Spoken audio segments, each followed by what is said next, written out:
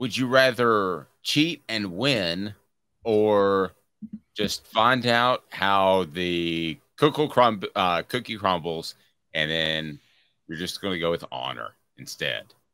What do you think most people will say? Because it is on our Twitter account at the Dave Hooker and at OTH Sports Media. They're honest. What do you think they'll say? They'll say cheat and win.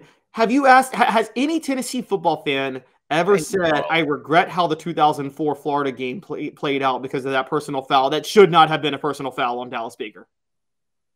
Oh, nobody's going to say cheat. Yes, they are, if they're honest. Our crew. Dave, do you think, why did Tennessee accept that penalty then? Why did they accept the personal foul penalty in 2004 against Florida?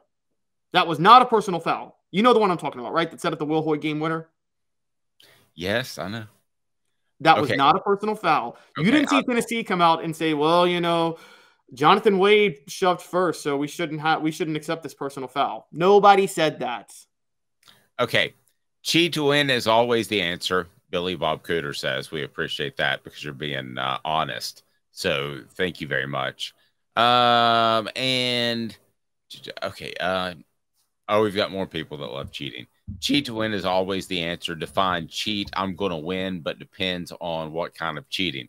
Okay, like I thought that LSU got a ton of favorable calls. You come away from that game at all saying, I don't know, we really shouldn't have won that one. I mean, that's kind of, I don't know. Does Florida come away from the Jabbar Gaffney catch and say, really got away with that one? Probably literally said that in the post-game interview. Yeah. Spurrier is the only coach that is honest about it. So on our Twitter feed, and I love you guys, so right now it's 55% say honor is more important. Just oh my gosh. Yes, 44% say cheat and take the trophy. So thank you very much, loyal fans. You know, those fans and Dave Hooker, you know who you guys are? Do you remember that sportsmanship commercial years ago where it was like they had this the ball goes off the guy's leg? Yes, and he's like, I touched it. Yeah. Yes. Coach, I touched it. Dave is definitely the guy that would be like, I touched it. Man, that commercial makes me mad to this day. For some reason, I wouldn't do that. That's about the only thing. But no, I mean, you would want to have your honor, especially with the Josh Heupel, because Tennessee can win again and then look back and say, maybe that season didn't go the right way, but they could say, hey, guys, be proud, won 11 games with honor that year, and you come back the next year. You come back the next year and maybe you win 14 and a national title. But you know you have that one season of honor. That's what they want.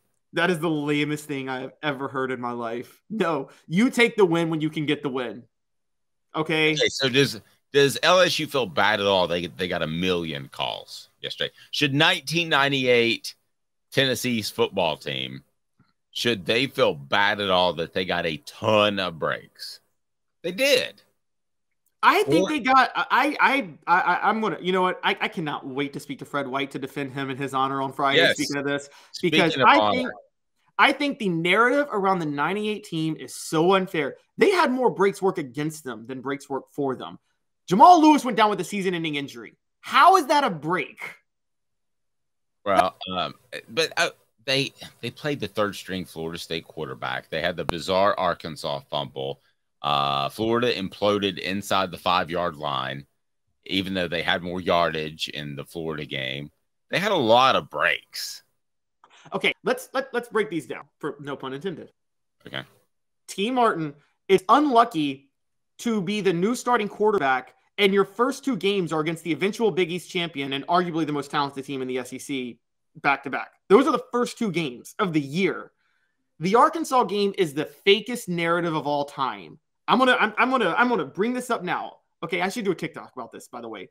There are 3 reasons the Clint Sterner fumble is one of the biggest lies in the history of college football. Well, no, he fumbled. I saw him fumble.